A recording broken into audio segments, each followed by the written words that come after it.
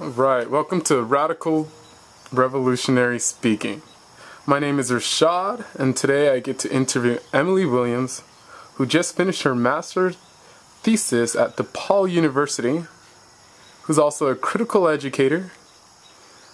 Welcome to the show, Emily. Thank you. Happy to be here. Great. Quick question, just to get a little bit of information. Congratulations on finishing your master's thesis. Thank you. I'm interested, what did you write your thesis on?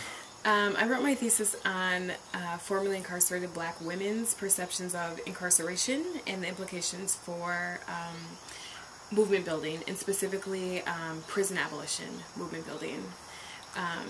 So it really got to really looking at questions of, if we have evidence of racial bias, then what does it mean if racialized peoples then internalize responsibility for becoming incarcerated? Even though we know that the criminal legal system operates with racial bias. So really looking at questions of like internalized oppression, politicization, and then also identity politics, right? And the role of identity politics in movement building. Certainly. Wow, that's powerful. Yeah, I hope so. Yeah, definitely. That really makes me interested. How did you find yourself getting on this path, or like maybe even going back a little bit further? What do you think brought you to being active, just with today's world, or just as an activist, or however you see your role and what brought you to writing a thesis such as you? Right. Well, I think really my own lived experience, and not that I have been incarcerated or even arrested for that matter, but growing up in the communities of which I was a part, and seeing the ways in which particularly anti-black racism operated in those communities, and seeing outcomes like, for example, like my cousin, who is my same age, is currently incarcerated on drug charges. And her story is very similar to a lot of other black women who become incarcerated. So really just myself feeling a sense of community with others, and then also being very close to a lot of social problems and social issues throughout my life. And then finding myself in privileged spaces, such as a graduate program, really feeling like not that I have no other choice, but this is where I would want to be, utilizing my efforts, right? Wow, that's great. That's really, it's inspiring, and it's really nice to hear what drives you, what really brought you to your passion. As you know, I do my best to stay active as well, and I feel it's so important for anybody in our generation or just younger people to be active because of the world we live in right now. I'm curious on your stance on this issue. Like, why do you think it's important for other young people or more people in general to be active today?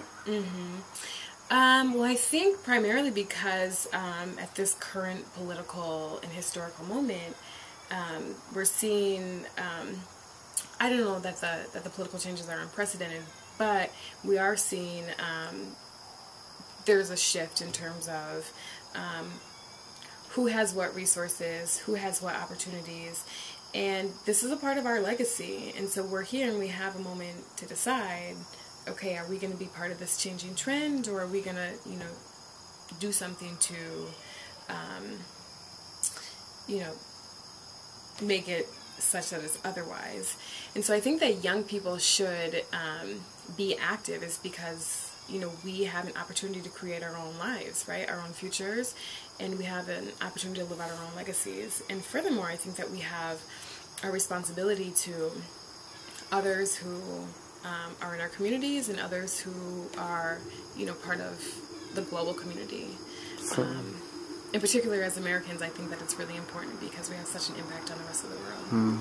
Certainly, I definitely agree with you. I think it's, we're all participants of this reality, and we're all participants of this society. So not to be active is really denying or not holding ourselves accountable for what we share among others.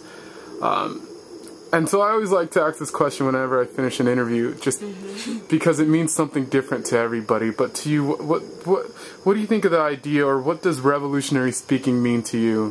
What is that term, or like how would you read that?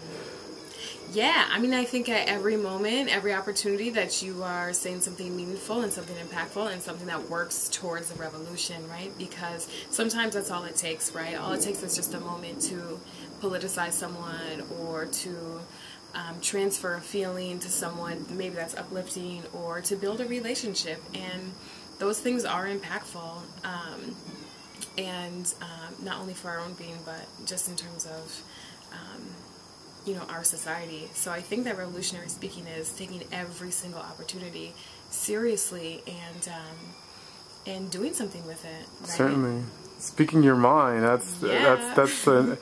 That is like the role. We have to be out there speaking it. Well, and I think also connecting with others. Right. I think that too oftentimes we just move through the world about our business, and it's like, nope. You know what? We need to stop and connect with our with who's around us, and make a meaningful moment, right? Sure, definitely. Wow, great. Thank you so much for being on the show. So, thank you.